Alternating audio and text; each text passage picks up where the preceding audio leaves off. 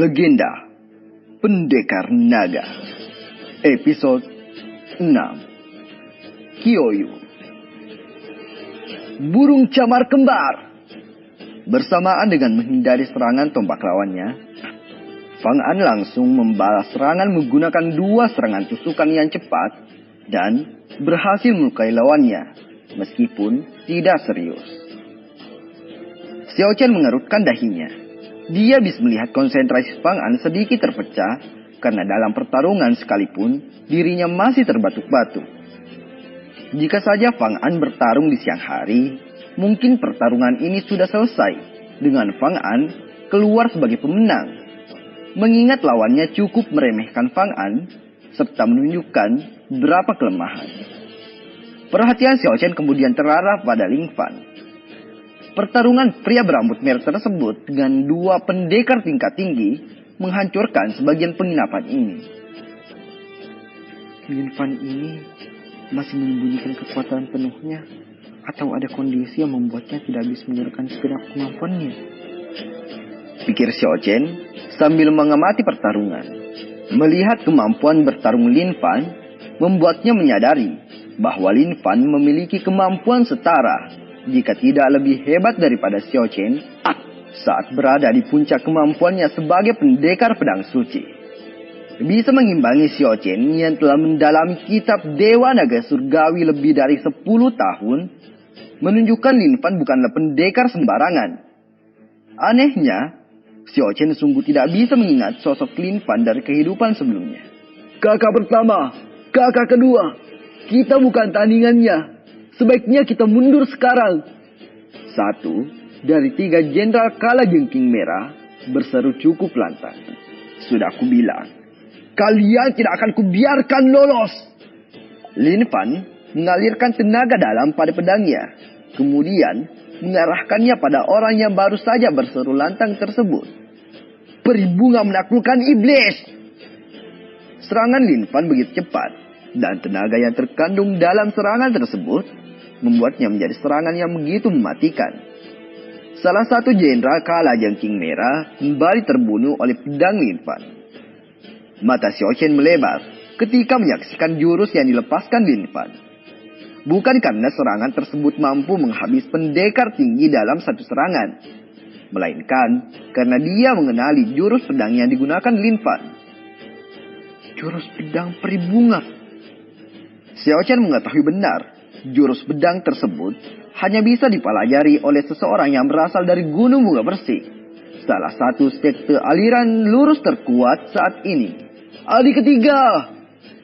Satu orang lain yang sedang berhadapan dengan Lin Fan serta pendekar bertombak yang bertarung dengan Fang An menjadi begitu murka melihat salah satu dari mereka terbunuh seperti itu. Meskipun terbakar amarah, keduanya sadar akan kehilangan nyawa jika terus bertarung seperti ini. Apalagi ternyata Lin Fan dibantu oleh pendekar yang kemampuannya tidak kalah dari keduanya, yaitu Fang An. Kami akan mengingat ini, seru salah satu dari keduanya sebelum bergerak mundur meninggalkan penginapan tersebut. Lin Fan sebenarnya tidak ingin membiarkan keduanya lolos, namun dia juga bisa merasakan fondasi bangunan penginapan ini sudah mencapai batasnya. Andaikan Lin Fan bisa menghabis keduanya sekalipun, kemungkinan penginapan ini akan menjadi reruntuhan. Bisa dirasakan oleh Lin Fan bahwa ada hampir semua tamu penginapan ini adalah manusia biasa. Mereka sudah menyadari ada keributan di lantai dasar, tetapi memilih tetap berada di ruangan mereka karena tidak ingin terlibat. Andai penginapan ini sungguh roboh, Lin Fan tidak yakin sempat menyelamatkan mereka semua. Terima kasih atas bantuan kalian berdua. Jika tidak, maka aku akan berada dalam kesulitan. Lin Fan menyarunkan kembali pedangnya sebelum mendekati Fang An dan Xiao Chen sambil memasang wajah ria. Tidak perlu sungkan, senior. Kehormatan bagiku bisa membantu Anda. Fang An memberikan hormatnya. Lin Fan memanggil pelayan penginapan, lalu memberikan beberapa keping emas sebagai ganti rugi kerusakan yang telah ditimbulkannya. Seharusnya uang tersebut lebih dari cukup untuk mengganti semua kerugian yang dialami penginapan tersebut. Andaikan bukan karena aku sudah berlari 7 hari dan 7 malam tanpa henti, aku tidak akan kesulitan menghadapi ketiga orang sekelas mereka. Lin Fan menghela nafas. Masih menyesali tidak berhasil membunuh 2 pendekar yang tersisa tadi. Fang An tersenyum canggung, sementara berganti Xiao Chen yang batuk pelan. Sekarang Xiao Chen memahami alasan Lin Fan terlihat tidak mampu menggunakan segenap kemampuannya. Ternyata karena dirinya sedang dalam kondisi tidak prima. Lin Fan kembali menggendong bayi mungil yang sekarang terlihat lebih tenang. Pandangannya penuh haru. Yuer sungguh malah. Hampir saja dia dalam bahaya jika bukan karena bantuan berdua.